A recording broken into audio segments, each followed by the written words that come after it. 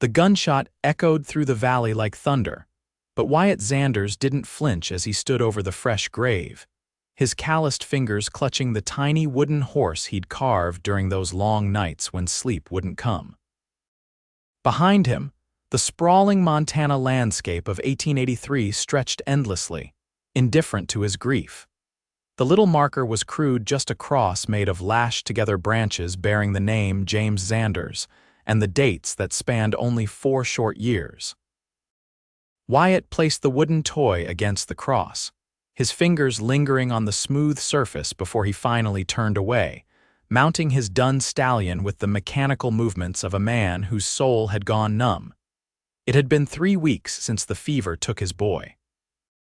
3 weeks since his wife Eliza rode out during that terrible night, leaving nothing but a tear-stained note saying she couldn't bear to stay where the memories lived. 3 weeks of whiskey that didn't dull the pain and sleep that came only in fits and starts. Wyatt clicked his tongue, urging his horse away from the lonely hilltop grave. There was nothing left for him at the small ranch he'd built with his own hands, nothing but echoes of a child's laughter and the crushing silence that followed. "Come on, Rusty," he muttered to his horse. Time we moved on. The nearest town was Silverwater Creek, a day's ride east. He'd heard they were hiring ranch hands at the Davies spread. It wasn't much of a plan, but it was better than drowning in memories.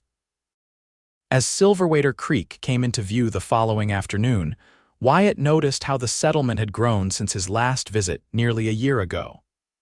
New buildings lined the main street, and the sounds of construction rang out as workers hammered away at what looked to be a new mercantile. The town was prospering from the cattle trade and the railroad that now passed 10 miles south. Progress was marching across the west, though Wyatt felt none of it in his heart. He secured a room at the Silverwater Inn, a modest 2-story building that smelled of pine soap and beef stew. The innkeeper, a portly man with a walrus mustache, eyed Wyatt's disheveled appearance but asked no questions when Wyatt paid for a week in advance. "Got a bathhouse out back if you're interested," the man offered, sliding a key across the counter. "2 bits extra." Wyatt nodded, taking the key. "Much obliged." An hour later, freshly bathed and wearing his cleanest shirt, Wyatt made his way to the saloon.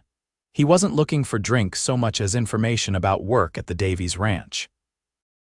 The saloon was busy for a Tuesday, filled with cowhands, miners, and locals enjoying an evening respite from their labors.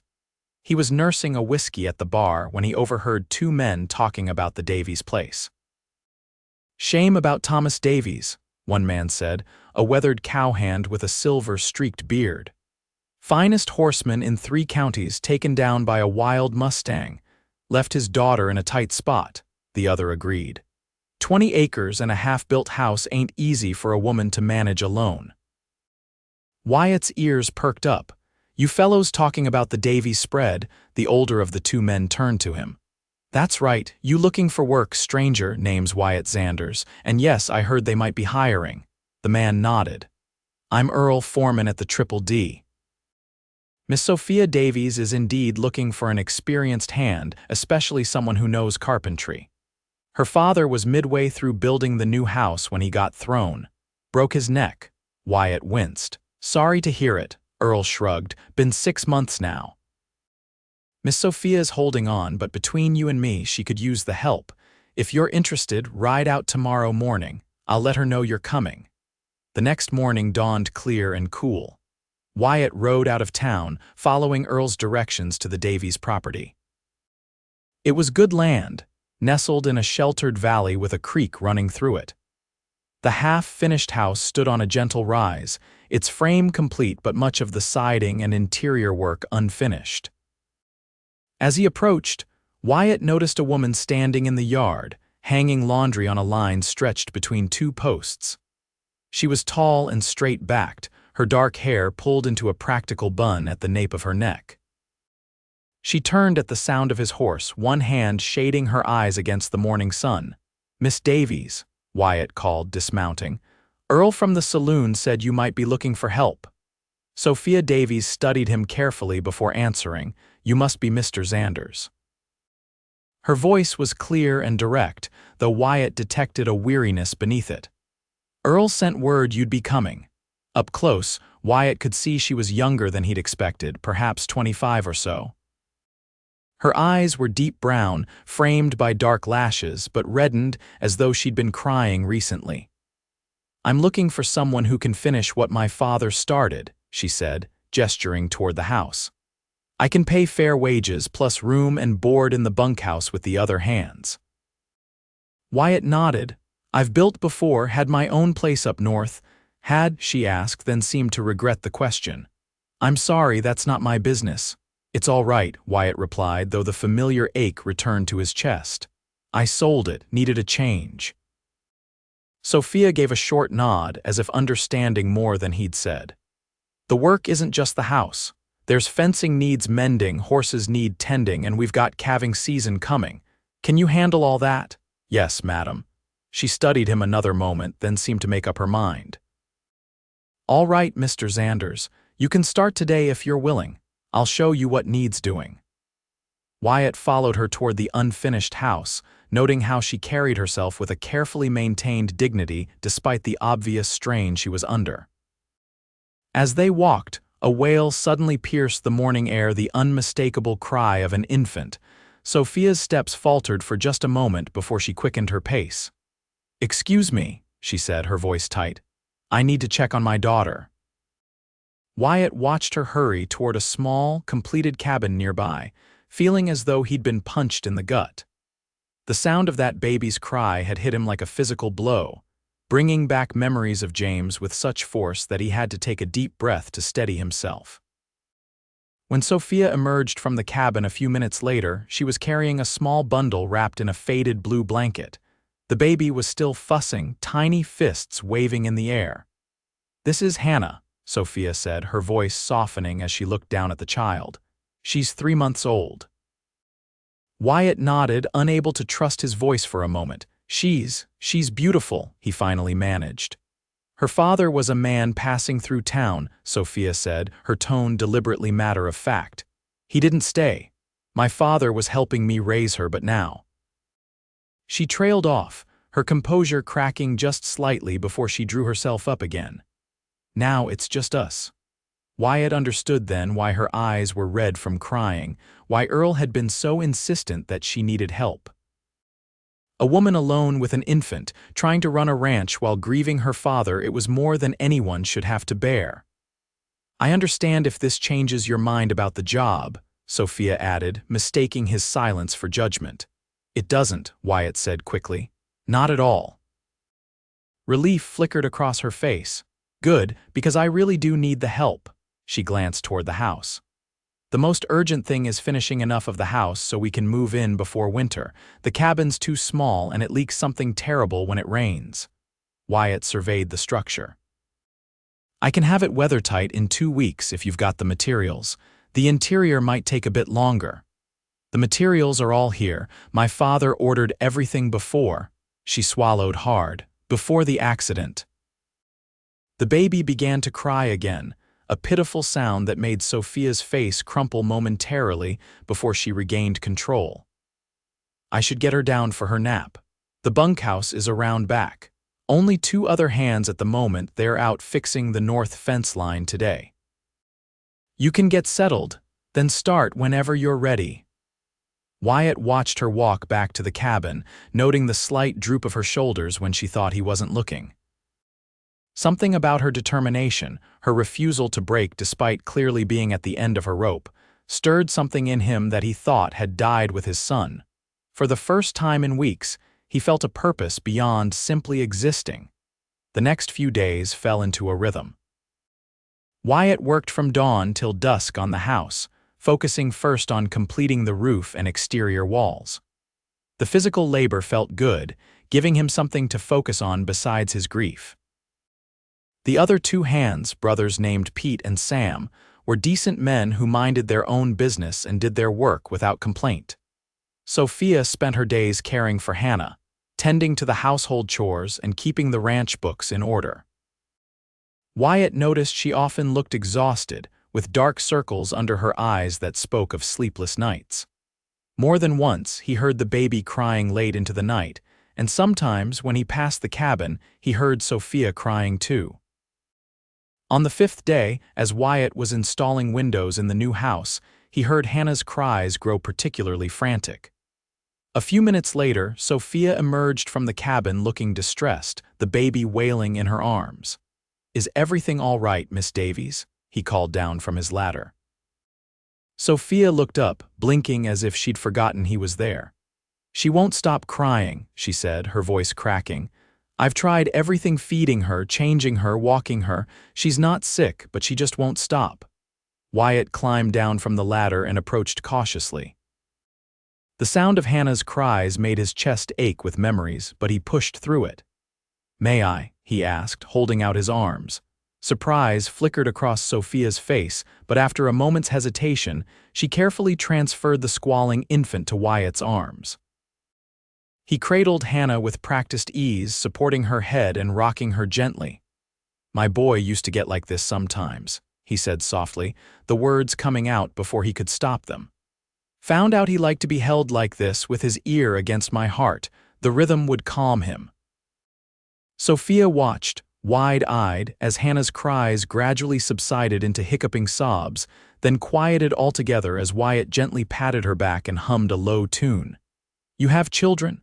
Sophia asked quietly. Wyatt felt the familiar constriction in his throat. "Had a son, James." He focused on Hannah's peaceful face, unable to meet Sophia's eyes. "Lost him to fever this past spring. He was 4. "I'm so sorry," Sophia whispered, "and your wife, left afterward, couldn't bear to stay." They stood in silence for a moment, the only sound the soft, cooing noises Hannah was making against Wyatt's chest. "Hannah's been having trouble sleeping," Sophia finally said. "The cradle my father made broke last week. One of the rockers split clean through. I've been trying to keep her in the bed with me, but she tosses and turns so much that neither of us get any rest." Wyatt looked down at the now peaceful baby in his arms. "I could fix it for you, or make a new one." "You could." Hope brightened Sophia's tired eyes. "I made one for James when he was born," Wyatt said. The memory was painful, but somehow holding Hannah made it bearable. "Have some good seasoned oak set aside in the lumber pile. Would make a fine cradle." "I couldn't ask you to use your own supplies. You're not asking, I'm offering." Wyatt carefully handed Hannah back to Sophia. "I'll start on it tonight after supper." That evening, after the day's work was done, Wyatt selected the best pieces from his personal lumber supply, what he'd been saving for special projects. He worked by lantern light in the small work shed behind the bunkhouse, losing himself in the familiar motions of measuring, cutting, and sanding. The physical act of creating something for a child again was both painful and healing. Each stroke of the plane, each careful joint he fitted together, felt like both a tribute to James and a step toward something new. He worked late into the night, and by the time he finally went to bed, the cradle was taking shape. The next evening, he continued his work, adding the curved rockers and starting on the decorative elements, carefully carved leaves and vines that flowed along the headboard. He was so absorbed in his task that he didn't notice Sophia standing in the doorway until she spoke. "It's beautiful," she said softly. Wyatt looked up, startled. Hannah was asleep against Sophia's shoulder, one tiny fist curled against her mother's neck. "Thank you for doing this," Sophia continued, stepping closer to examine his work. "I've never seen craftsmanship like this." "My father was a furniture maker back east," Wyatt explained, running a hand over the smooth curve of the cradle. "Taught me everything he knew before he passed." "Why did you become a rancher instead of following his trade?" Wyatt smiled faintly. "Wanted open skies." "Sitting in a workshop all day felt too confining, but I've always kept my hand in. Made most of the furniture in my old house." Sophia nodded, her eyes on the cradle. "When my father died, I thought about selling this place, moving to town, maybe finding work as a seamstress or a teacher." She stroked Hannah's back absently. "But this land was his dream, and now it's all I have left of him, all Hannah will ever have of her grandfather." "It's good land," Wyatt said, "worth fighting for." "Yes." She met his eyes then, and for a moment, something passed between them, a recognition of shared loss, of struggles endured. "I should put her down. Don't stay up too late." After she left, Wyatt worked for another hour, then returned to the bunkhouse. For the first time in months, he slept deeply, without dreams of James or Eliza haunting him. The next evening, Wyatt finished the cradle. He polished it to a warm glow, then carefully carried it to Sophia's cabin after supper. She answered his knock with Hannah on her hip, looking surprised to see him. "It's finished," he said simply, setting the cradle down in her small sitting room. Sophia gasped, handing Hannah to him without thinking so she could run her hands over the smooth wood and intricate carvings. "Wyatt, this is too fine. I can't accept such a gift." "It's not too fine for Hannah," he replied, bouncing the baby gently as she gurgled and grabbed for his beard. "Every child deserves something made with care." Sophia's eyes filled with tears as she traced the pattern of leaves and flowers. "No one's ever made something like this for us." "There's a first time for everything," Wyatt said, feeling oddly self-conscious as he watched her examine each detail of his work. Sophia straightened, wiping quickly at her eyes. "Will you stay for coffee? It's the least I can offer." Wyatt hesitated, then nodded. "I'd like that." She bustled about making coffee while Wyatt sat in a worn armchair, still holding Hannah. The cabin was small but neat, with simple furnishings and a few touches that spoke of Sophia's attempts to make it homey, a colorful quilt on the bed, dried wildflowers in a jar on the table. "I'm hoping to have the house ready enough to move in within 2 weeks, Wyatt said as Sophia handed him a steaming cup. "At least the downstairs portion. The roof's done and the walls are up. Windows will be finished tomorrow." "You've accomplished more in a week than I thought possible," Sophia said, sitting across from him. "I'm grateful." "It's good to have purpose again," Wyatt admitted. They sat in comfortable silence for a few moments, sipping their coffee. Hannah had fallen asleep against Wyatt's chest, her little mouth slightly open, one hand clutching his shirt. "She likes you," Sophia observed softly. "She's easy to like back." "Would you?" Sophia hesitated, then pushed forward. "Would you tell me about your son, about James?" The question caught Wyatt off guard. Most people avoided mentioning his loss, unsure what to say. But something in Sophia's direct gaze told him she genuinely wanted to know. "He was a spirited little fellow," Wyatt began slowly, looking down at Hannah to anchor himself. "Always running, always curious. Had his mother's eyes and my stubbornness. Loved horses, used to sit him in the saddle with me from the time he was barely big enough to hold his head up." The words came more easily than he expected, memories flowing out of him as Sophia listened intently. He told her about James's first steps, about the wooden animals he'd carved for him, about the way the boy would insist on helping with the chores even when his help meant tasks took twice as long. "The day before he got sick, we went fishing," Wyatt said, his voice growing softer. "He caught his first trout all by himself. You should have seen how proud he was." He fell silent, surprised to find that sharing these memories brought more comfort than pain. When he finally looked up, he saw tears streaming down Sophia's face. "I'm sorry," she whispered, "for all you've lost." "Don't be," Wyatt replied. "I was blessed to have him for the time I did." Sophia wiped her eyes. "Would you like to put Hannah in her new cradle?" Wyatt nodded, carefully rising. Together, they settled the sleeping infant into the cradle, and Wyatt showed Sophia how to rock it with just the right gentle motion. "Perfect," Sophia murmured, watching her daughter's peaceful sleep. When Wyatt left the cabin that night, something had shifted between them, a connection forged through shared vulnerability and understanding. The next 2 weeks passed quickly.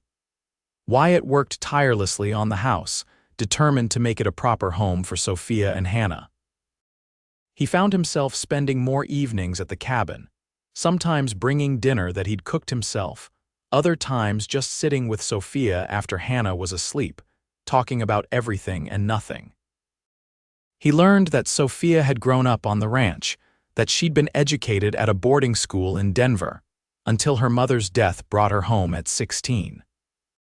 She learned that Wyatt had drifted across 3 states before settling in Montana, that he could play the harmonica but only knew 3 songs, that his favorite meal was beef stew with dumplings. They never explicitly discussed what was growing between them. It seemed too fragile, too new to name. But Wyatt found himself watching the road when Sophia rode into town, counting the minutes until she returned.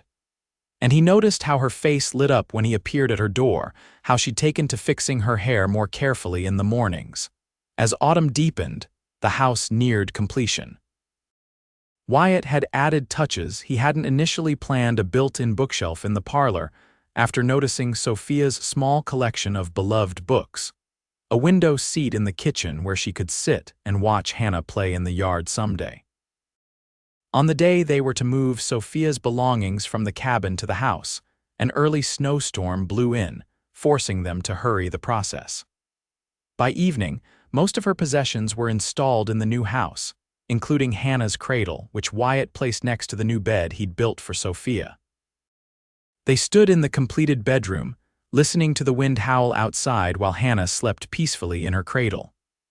The room was warm, thanks to the stove Wyatt had installed downstairs, and lamplight cast a golden glow over the polished wood floors and freshly painted walls. "I can't believe it's really done," Sophia said, turning in a slow circle to take it all in. "When my father died, I thought I'd never see this house finished." "There are still some finishing touches needed," Wyatt pointed out. "The upstairs needs flooring, and I thought you might want a proper porch come spring." Sophia smiled. "You're already thinking about spring?" Wyatt hadn't realized until that moment that he was indeed thinking beyond the next day or week, something he hadn't done since losing James. "I guess I am," he said slowly. "And where do you see yourself when spring comes?" Sophia asked, her voice carefully neutral though her eyes watched him intently. Wyatt took a deep breath. "That depends. On what?" "On whether you might want me to stay." Sophia's eyes widened. "As a ranch hand." "No," Wyatt said, finding courage he didn't know he still possessed. "Not as a ranch hand." He took a step toward her, close enough now that he could see the flecks of gold in her brown eyes, the slight tremble of her lips. "I know it hasn't been long," he continued. "And I know we've both been through more than our share of heartache, but these past weeks, being here with you and Hannah, it's given me something I thought I'd never have again. Hope." Sophia's eyes filled with tears, but she didn't look away. "I've been so afraid," she whispered. "Afraid to admit how much I've come to need you here, how much Hannah needs you." "I need you both too," Wyatt admitted. "More than I thought possible." "What about your grief for James, for your wife?"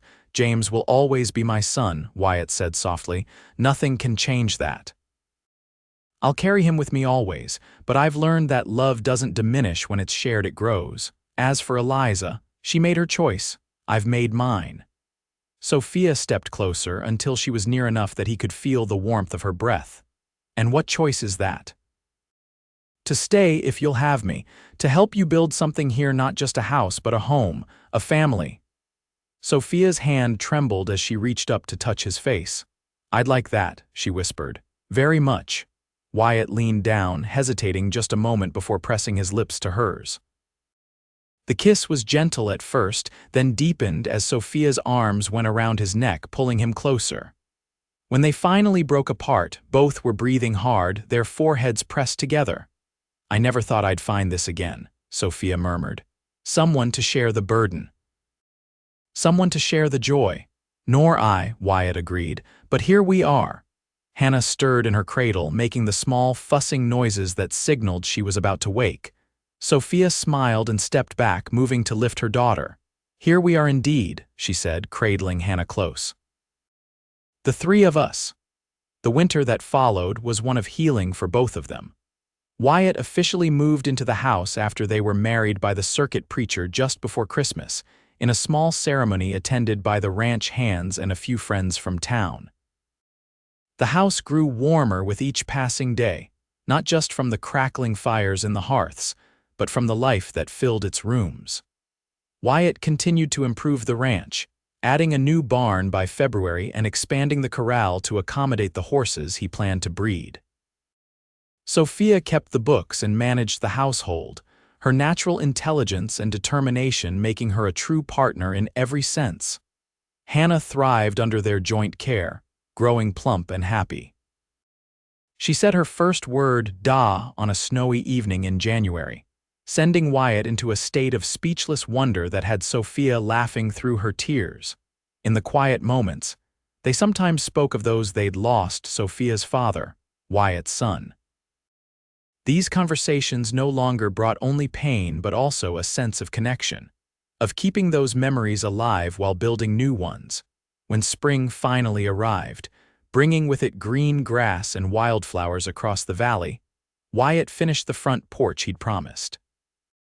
They sat there in the evenings, watching the sunset with Hannah playing on a quilt at their feet, her chubby hands reaching for the colorful wooden animals Wyatt had carved for her. "You ever regret it?" Sophia asked one evening as they watched a thunderstorm rolling across the distant mountains. Coming here that day, taking on a widow with a crying baby, Wyatt took her hand, running his thumb over the simple gold band on her finger. "You weren't a widow," he reminded her with a smile. "Just a woman who couldn't stop crying. You fixed more than just a cradle," Sophia said softly. "You fixed us both." Wyatt shook his head. "We fixed each other," he corrected, "and I don't regret a single moment."